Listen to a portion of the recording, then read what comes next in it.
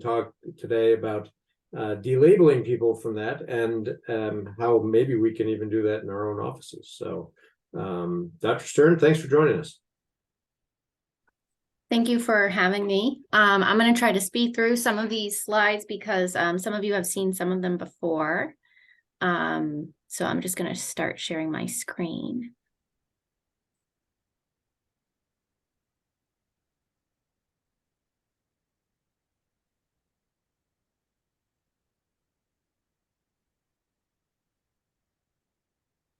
Oh, you want to switch it back to the other view, Dr. Stern. Yeah, there you go. All set?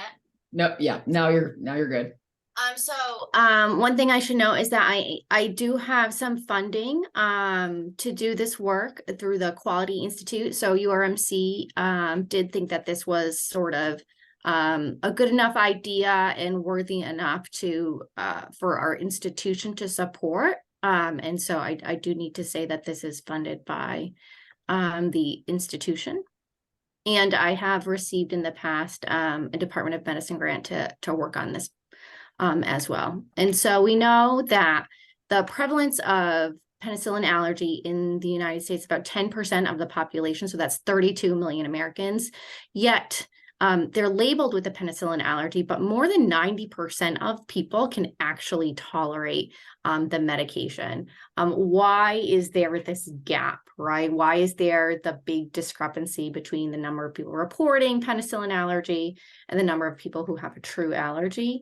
And so why does it even matter what happens in the course? We just take a step back and think about it. A patient reports a penicillin allergy, or they are actually noted to have an adverse reaction while on a penicillin allergy treatment. Soon after treatment, it gets recorded in the healthcare record. If you're an epic.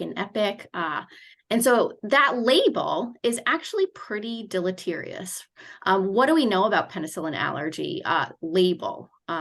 It leads to an increased risk of treatment failure because you're not using the best medication if that's if penicillin or penicillin-like antibiotic is the one that's intended to be used. It can lead to more adverse drug events. We know that when patients are hospitalized and they're using they have a penicillin allergy and another medication is used, they're at increased risk of C. diff, antibiotic resistance. Our surgery colleagues are really interested in this because if they do not use the beta-lactam perioperative treatment, such as cefazolin, then there's an increased risk of 50% of a surgical site infection, and there's increased mortality in those who just have that label. And then what about delabeling? What happens when we want to delabel? The first thing is we want to take a really good history, just like anything else. If needed, we will do skin testing and then a challenge. When we actually go through this, 90 to 95% of people who have this label that might lead to all these bad things are actually delabeled. So why is that? Sometimes it's the misclassification of the original reaction. We know that the natural waning of penicillin allergy, if you even had a true allergy, it wanes over time. And so what does that do to improve outcomes? If we do delabel, it improves the use of beta-lactam treatment. It decreases the risk of adverse drug events, reduces exposure to antibiotics that might cause C. diff, and really increases the use of first-line surgical site infection antibiotic prophylaxis. But we know that there is not that this process going on often. And that's the whole point of what we're doing today. Just a quick clinical vignette that we've all seen, a kid gets amoxicillin for, right now in my house, strep throat. 10% of kids will experience a rash with the mox, usually viral, but a lot of time they're told it's allergic. And they're rarely tested to confirm, was this a real allergy or was it just viral? You fast forward 18 years. Again, only 1 to 5% of penicillin allergies are confirmed true when tested. So that label applied at 3 years old might cause this child to avoid first-line therapy for skin infection when she turns 15. If as an adult, when she's pregnant and she has a positive GBS status, instead of getting the preferred beta-lactam, she might get Vanco and Gent during delivery. She might need a knee operation at 37 because she's an avid runner, and the first-line prophylaxis might be avoided, and she might get a surgical site infection. Or she might have a delay later on if she has a pneumonia. So just this label at 3 can have this impact throughout your life. Initially benign, just use another antibiotic, but that's not what we're seeing here. We also know that it costs a lot more if you're using another antibiotic, right? So there have been all these economic evaluations. The mean cost of other antibiotics are generally higher. So there have been multiple studies of additional costs from use of alternative antibiotics with penicillin allergy over years, ranges from $326 to actually $650. And then the inpatient costs are higher. So I know that on the call now, most of us practice outpatient, but inpatient as well. Just by using the more appropriate antibiotics, studies have shown that you can actually decrease length of stay by half a day to a day, which can be an estimated $65 million for a hospital system. And so again, there have been other economic evaluation studies showing that penicillin allergy testing is actually cost savings. And this is a really lovely paper that has multiple permutations of whether you do the testing inpatient, outpatient, with the specialist with different types of testing, and in all of the permutations in all of the models, the penicillin testing was cost saving compared to if you didn't do the tests. And everyone should question a penicillin allergy when you see it.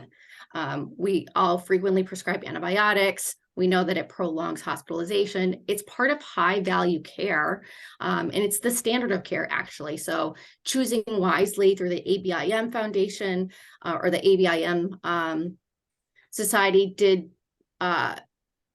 choose this as one of the things that we should all do. Do not overuse non-beta-lactam antibiotics in patients with a history of penicillin allergy without an appropriate evaluation. And so also the Journal of Hospital Medicine did publish this a few years ago, things we do for no reason, failing to question a penicillin allergy history. And so because of all of this, we did start a beta-lactam allergy evaluation clinical practice guideline within the hospital. And so this can be found on Policy Stat if you do have EPIC. It's in the clinical practice guidelines tool. And basically it walks through what to do when someone reports that they have a penicillin allergy, or even you see it in their allergy tab. So just a little bit of background about penicillin allergy is included here, and then how to really obtain a history. What do you do when you're obtaining a history? You are asking them, well, what happened? A lot of times people will say, well, I don't know. My mom told me I had a rash as a baby, or, oh, I was told everyone in my family is allergic to penicillin, so I don't take it. Or, oh, grandma's allergic, so we don't do that. Or a lot of times it's, I don't know. The overwhelming majority of times it's, I don't know. So we ask, how many years ago did this occur? How was the reaction managed? So when I ask my patients, did you have to go to the hospital? You had a rash. What type of rash? Was it a peeling rash? Did you have ulcers in your mouth? Did you have blisters? Oh no, it was just kind of itchy. What was the outcome? I continued to take the medication and I was fine, or I stopped it and I haven't had it since I was a baby. And have you had other forms of penicillin? Sometimes people will say, oh, no, I'm allergic to amoxicillin, but you see that they've had Augmentin multiple times. That happens not so uncommonly. And so this is part of the evaluation guideline. I'm sorry, it didn't project very well, but we'll go over some of these. So what we did is we broke it into different risk status, right? Including no increased risk, low risk, intermediate risk, high risk, and severe risk. So for no increased risk, what does that mean?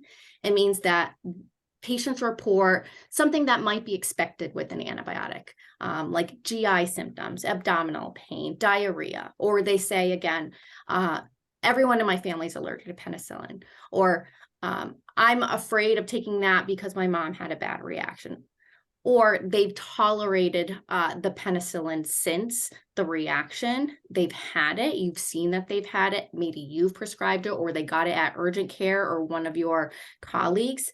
If you take that history, you can be empowered to remove that from their list. I don't wear a cape. You can X out the allergies. There's tons of people who actually can place that allergy within the allergy tablet, the allergy form. It's a very flawed system that we're trying to change. But the fact is that techs can put the information in, patients themselves, other medical systems. So if people can put it in because they got a history, you can also take it out if you take an appropriate history. Okay, so the recommendation is if there's no increased risk and you have taken that history, just delete it. Okay, you can exit out and you can put a reason why. Okay. And they can receive penicillin with no other special precautions. Now, if people tell you, I don't want you to do that, that's okay. What we can do is offer a challenge. If that's the only reason why they're saying, well, I'm too scared to take it, we do risk benefit counseling with our patients, and we say, well, why don't we have you come in and we'll give you a dose with me. Let's talk about low risk. Who are these people? Low risk are people who have had rash only, sort of a benign rash, maculopapular rash, hives even greater than a year ago, or they don't know. They said, my mom told me as a baby that I couldn't have it. Usually we probe a little bit and make sure that they didn't have to go to the hospital or have to stay a long time or get epinephrine. And most people will say, I don't know. I think it was fine. I didn't have any trouble. I wasn't told I was in the hospital. That's when we recommend a direct oral challenge with amoxicillin. What I should say is that there's no like national guideline that people are using. People are using to do this delabeling similar guidelines to what we're using here at URMC. And we compiled lots of different algorithms to come up what we're using here. What is intermediate risk? Intermediate risk is if patients tell you, well, I had my throat closed more than 5 years ago, or my lips were swelling, I had some shortness of breath, I was dizzy, or they had a recent reaction. In those patients, definitely we need to see them and do skin testing and not just an oral challenge. And so what happens in an oral challenge? What we do is we give a standard dose. What we use in our clinic is 250 milligrams of amoxicillin. And you can do this as a single step or a graded challenge. Graded means that you're doing 2 or 3 steps of administration of medication. And the reason to do this is to assess if the patient has an immediate hypersensitivity reaction to the medication. And so multiple studies have shown that direct challenge in low-risk patients is safe in both adult and pediatric population studies. Who do we do this in, and when should we consider this? When patients are hemodynamically stable, they're not NPO, they're not actively vomiting. This isn't someone who is having a current asthma exacerbation or unstable respiratory status. If they have a current rash now, you wouldn't want to do this, or if they're on antihistamines within the past 5 days. When we bring patients in, we tell them to stop their antihistamines. And so again, what we do in our clinic for patients who are low risk is that we bring them in, we give them 1 dose of amoxicillin, 250 milligrams. In pediatrics, generally we'll give a max of 250 as well. Oops.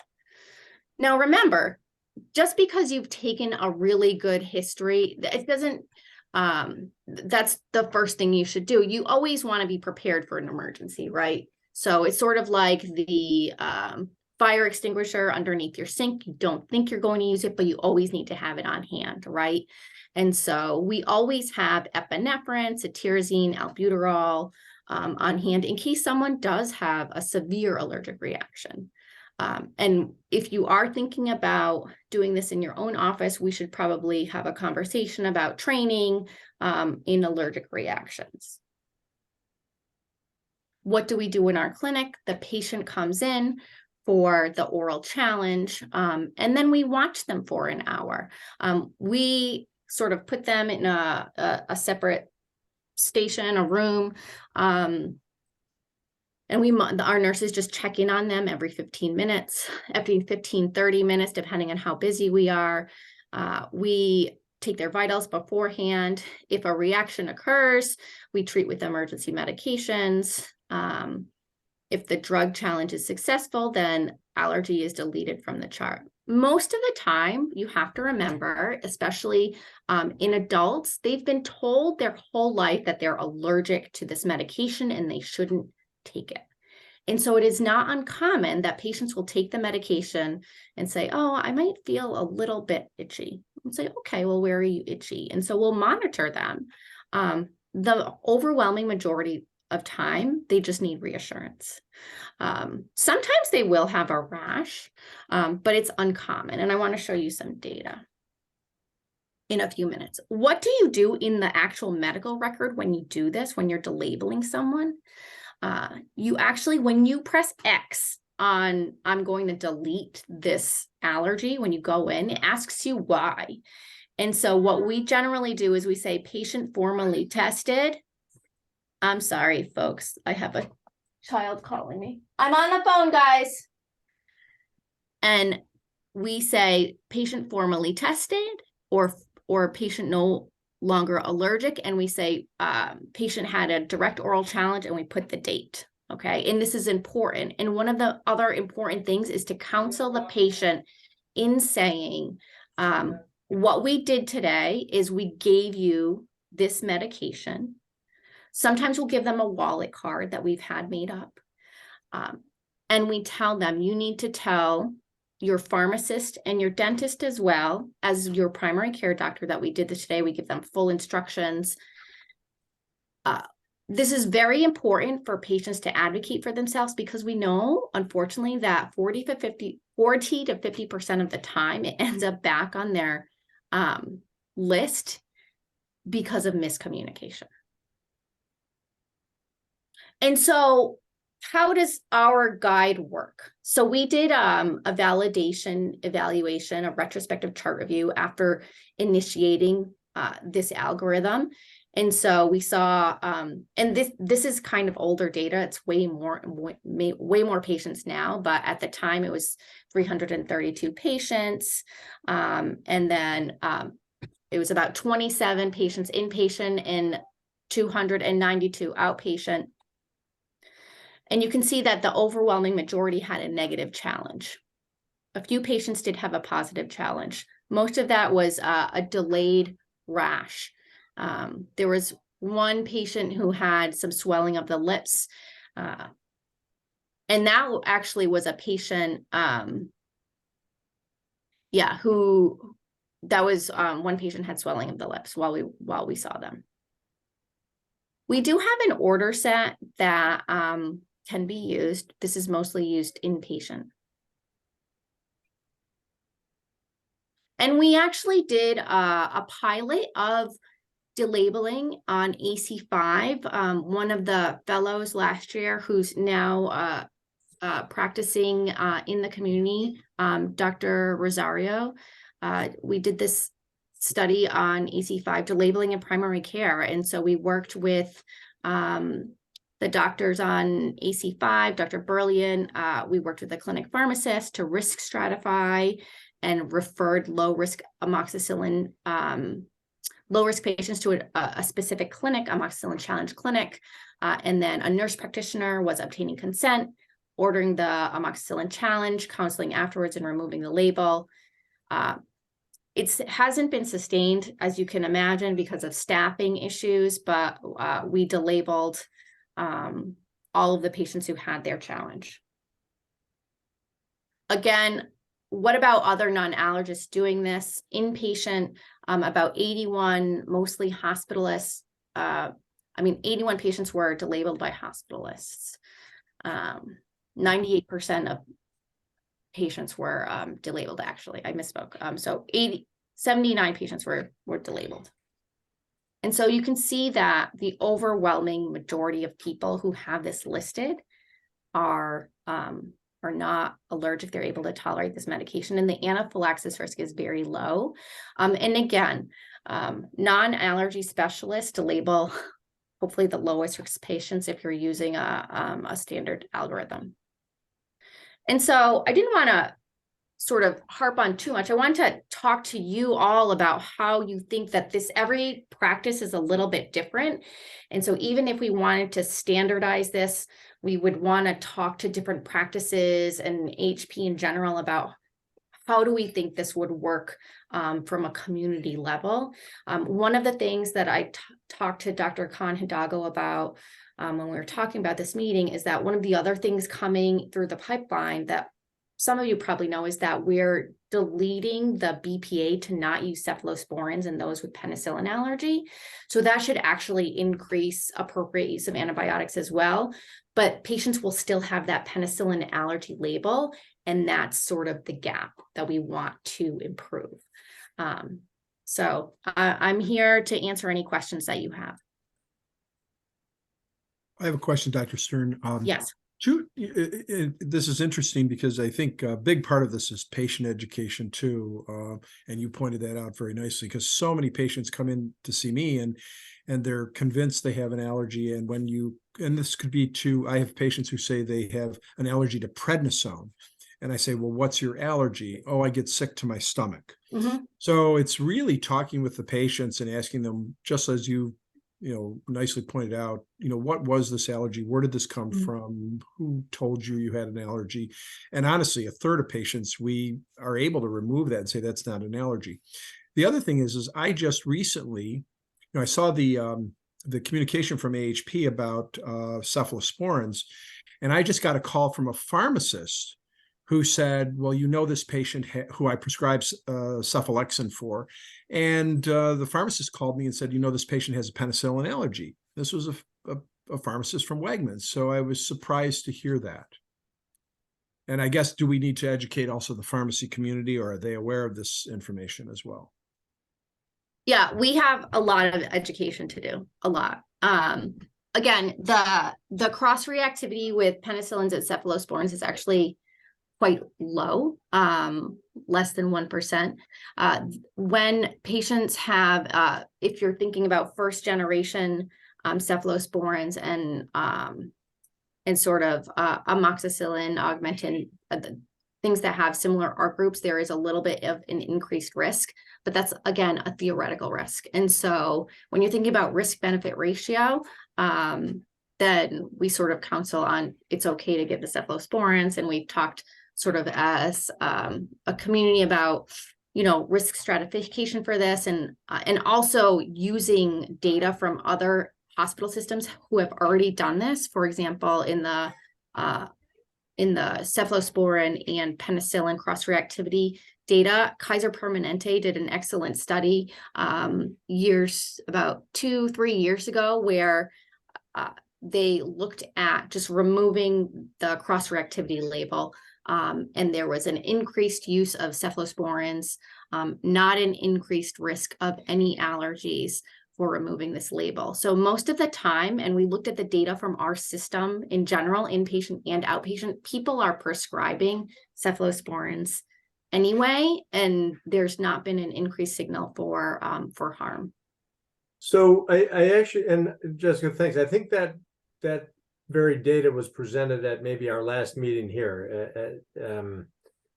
Diego, do you remember, was that presented at an AHP meeting? I feel like it was around the cephalosporins, but I know there's a system-wide effort to do exactly what Russ said. And I just wonder if Bob Adams, is Bob on tonight, or?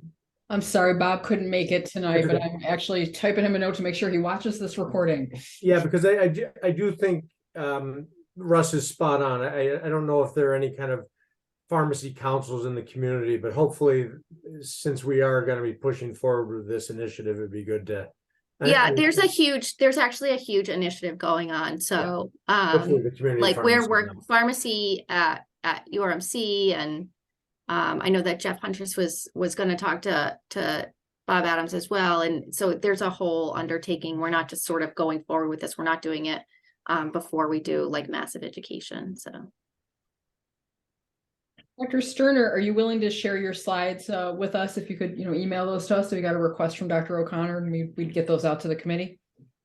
You're okay with that? Great, thanks. I guess one last question I have is if people on this, people are highly motivated after watching this talk tonight, is it pretty much as simple as go to it and do it, order some amoxicillin and do it in your office, as long as your staff feel comfortable and you've got the epinephrine and albuterol? Or do you like to come out and consult with the office beforehand? What's practical next steps? Yeah, I think that we should sort of see what the staffing is in each sort of place that wants to do it. And again, the Quality Institute is really interested in sort of measuring quality related to this. And so just giving some simple metrics on what we're looking for, how to recognize allergic reactions would be needed as well. And so I think that that's the most prudent thing to do. So I'm happy to meet with people. And then I know that either last year or 2 years ago, we did a similar talk with pharmacists involved with AHP, and so really streamlining this in a way that works for each person's clinic, I think, is the most important part, so that it's not more burdensome. And then figuring out everyone knows how to put a referral into our system as well for if you think that they need to be seen by us, we're happy to see people. And there was a question here about billing. I don't know if obviously there are ICD-10 codes or CPT codes specifically attached to this. I don't know if that's maybe something you could share in an email offline, or if you know those things, it'd be great. Yeah, I mean, when you talk to patients about this, as you see, we've delabeled hundreds and hundreds of patients. Also, we have an initiative with the OBs to refer to us. People are actually really motivated to do this when you just spend an extra 5 minutes talking to them about it. So I think that's an important thing as far as like the motivation for people to give up an hour. That doesn't tend to be a problem for us at all. And then the question, did you have issues with anyone after having reactions in the 1 hour after? Occasionally someone's history will be off, but not very often. As you saw, more than 97% of patients do great. And so sometimes someone will say, oh, I'm a little bit itchy a couple days later, or I do have a rash, a delayed rash. We'll bring them in and we'll see them, or they'll send us pictures on the MyChart, and we'll either use antihistamines or steroids and then relabel them. If you see that they do have a rash afterwards, you do relabel them. All right, is that all in the chat?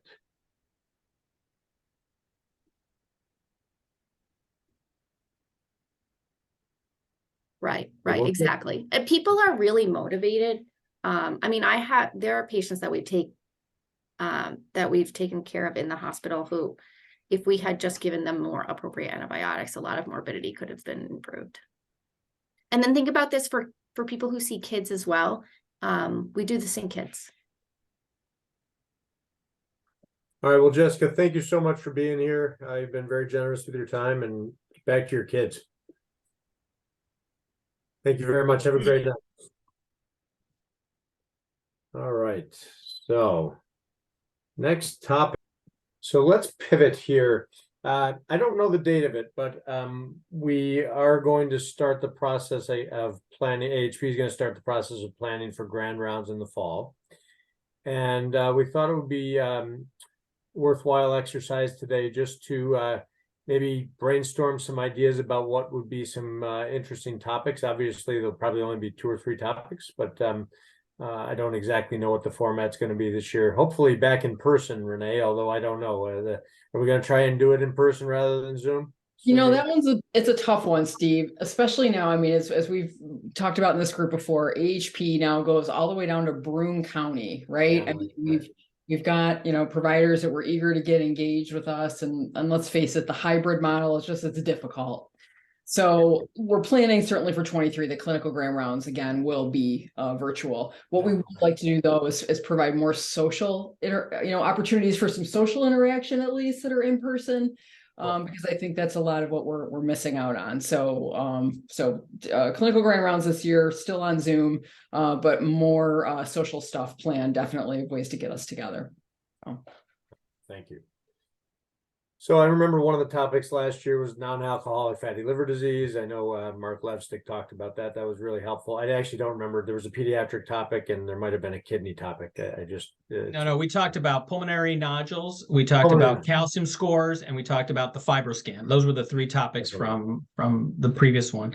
The chronic kidney disease is the one that I wanted to put up there for this coming October, which would be a kind of guided nephrology viewpoint of what an appropriate referral to nephrology is for chronic kidney diseases stages 2 through 5. Where does it come into play? Is there an algorithm that they can give us for chronic kidney disease 2 and 3 to save those referrals, right? Teach us how to manage that or to do the workup so the patient's comfortable, patient understands what they have, what they need, and then move forward. At this point, it becomes a nephrology need. Is 3A, is 3B, is 4? Where does nephrology come into play? And the best way to manage those patients. And I thought that would be a very clinical, applicable topic for clinical grand rounds.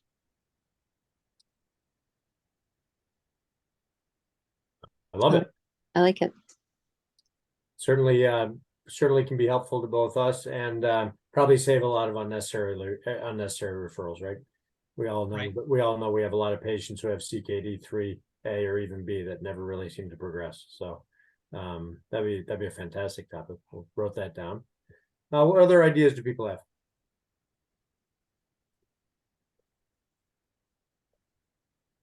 No, that is not with that separate- topic. Separate That's for topic. Diego. Sorry, That's okay. That's good. That's good. time's up. Okay. What are the things that nag you? And you know, if nothing comes to mind right now, please shoot it either Diego or Renee or I emails. What are the things that kind of bug you day to day that you think, boy, I wish I had a better understanding of how to do that? Steve, can I mention the so-called adult ADD? You know, wearing my pediatric hat too, but you know, what we're hearing is that up to 20% of new diagnoses during the pandemic were adults with ADD, new diagnoses of ADD. And what I've also heard is that a lot of the shortage of stimulant medications for kids is related to there being a finite amount of stimulant medications, and they're all going to these new adults that are diagnosed, and that the FDA actually says that they're not going to increase the supply because they know that a lot of what's prescribed for adults is inappropriate. So, and it's hard, you know, it's hard. I mean, we have, young adults come in all the time. Everybody thinks if they're struggling in their life, they have ADD. We talked about the mental health issues, but if you don't have anxiety, you have ADD or you have both, So it'd be good for the community, I think, to, kind of help us to find that a little better. Yeah, that's a good topic. That would having a nice algorithm. We've started developed an in-office algorithm for prescribing all the Yep. neurostimulants, as I agree with you, Laura, that patients all the time are asking us. I think I have ADD at 56 years old, and my question to them is, first, what are you doing in life now? Where do you work, and how do you think you got there in this position without medication, and all of a sudden at this age you need medication, and what is our endpoint, and all these questions. And if we can't get some good direction, it might be a nice opportunity to brainstorm among all practices and say, let's come up with a good algorithm for appropriate use of those medications. Another topic that I thought of was dementia. Everyone thinks they have cognitive impairment or dementia, and they want a referral, and they want to work up, they want to go to see Dr. Marshall, and or they have a friend that's been to see Dr. Marshall, and the appropriate sort of workup for cognitive impairment, if it indeed exists, and what's appropriate at various ages. That's something that I think a lot of primary care practices struggle with. I know we do, because so many patients want referrals for cognitive testing, and there's a limited supply of practitioners to provide that testing. The great one. I think it's a great one. I think the ADD one is too. I think so Yeah, too. the ADD one is a Yeah. really good one, and so many, the European literature really is very, very much against pharmacologic therapy, and about 85% of all the neurostimulants used in the world are used in North America, and the United States doesn't have the market on ADD, ADHD. So, and there's certainly the abuse, in the academic environment. College kids are prescribed or using neurostimulants for performance enhancement all the time, and that's an area that we often address in the office. Why is this person using this? And I think if we all brainstorm and form an algorithm, it might be helpful to all practices. Great. Maybe Love put that. some, Love chat. that suggestion. Oh, sorry, Renee, I cut you off. I just want to say I love said- that suggestion, Lisa. And we were actually talking about that internally. So it's really nice to hear validation from all of you that would be a good topic. We got it. Definitely. I have a question about why aren't we doing more hepatitis B shots, especially in our diabetics? I keep reading that we're supposed to be doing those. I'm not doing them. So I'd love to know more about hepatitis B shots. And I put memory loss in before you even said it. I'm just saying. So I agree with that one. There are some new guidelines, I believe, on hepatitis B vaccination. I think that's probably what you're referring to. I'm not sure that. It's actually interesting. The Journal of the American Academy of Family Practitioners just had a family practice just had a real nice article on all the recommended vaccines. I think it's probably about 2 months ago. So I have that at my office, and I know I Xeroxed it off for my staff, but it was really nicely done, and it really showed all the new recommendations from all the various organizations. So maybe we could distribute that, and that may be helpful, because there's so many new vaccines, and the one that was the most confusing for a long time was Prevnar 13 and Prevnar 23, and or Pneumovax 23, and now we have Prevnar 20, and when to give these and who to give these to, and they did a nice job in streamlining all the vaccines that are available, and what they considered discretionary versus necessary.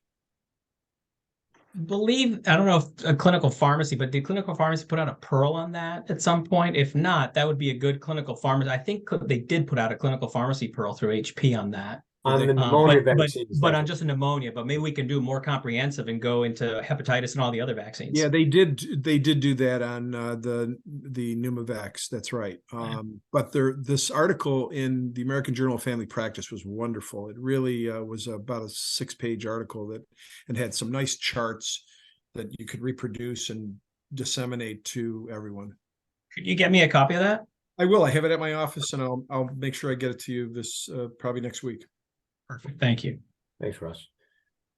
Someone messaged me here. What about osteoporosis management in the ambulatory setting? Is that anything that? Well, I think what's happened with that is that almost anything above the bisphosphonates is triaged out because of time. Right. Nobody has the time to give. Forteo, we certainly don't. Many people don't have the opportunity to give IV, bisphosphonates, and Prolia. It's easy, but you got to have the right setup and opportunities to dispense that to patients and keeping track of when they're due and so forth. So I think most of us, myself included, have distributed that to the osteoporosis centers, the bone centers.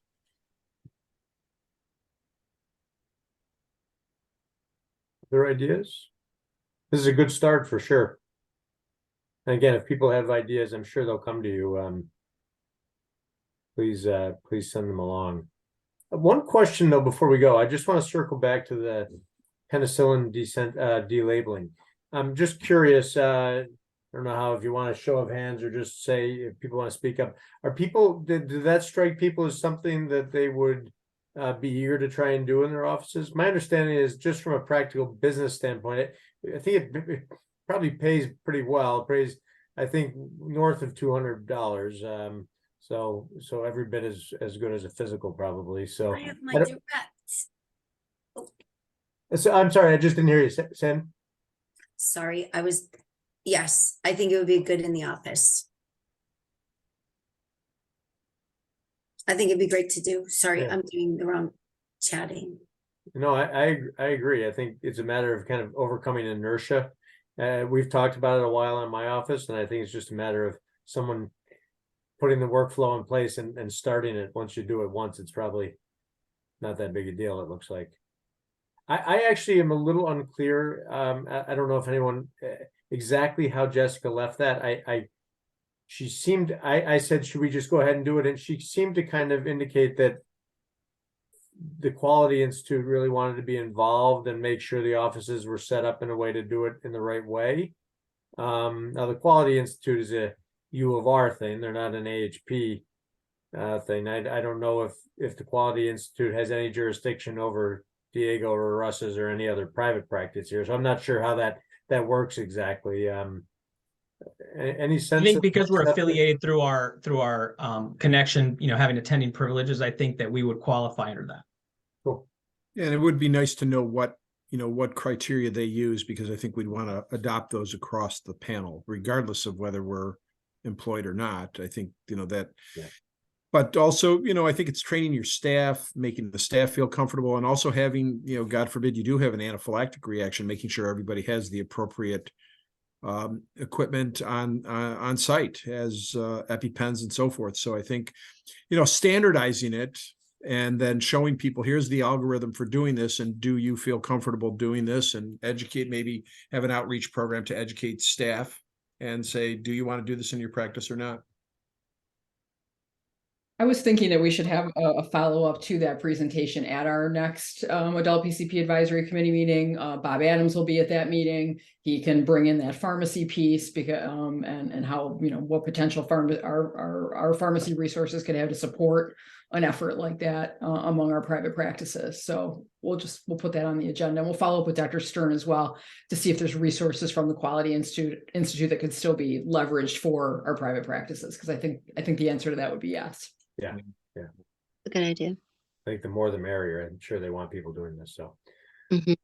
All right. Well, we've gone over. That's my bad. I was supposed to keep us on track and I didn't do it. But hopefully, it was a worthwhile conversation. Very good. Any last minute questions, comments? Well, Great, thanks a lot. Steve. Thanks Good for a great. presentation. Thanks to everyone who came on camera. Thank you so much. That helps to make it good too. Thank you, everybody. Good night. Have a great night. Thank you. Bye-bye. Thank you.